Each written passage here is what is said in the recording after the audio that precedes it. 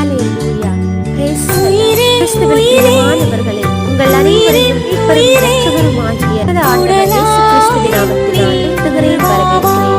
ஆமென். இன்றைய நாளுக்கான இறைவார்த்தை யாக்கோபு 5:15. நம்பிக்கையோடு இறைவனிடம் வேண்டும் போது நோயுற்றவர் குணமாவார். ஆண்டவர் அவரை எழுப்பி விடுவார்.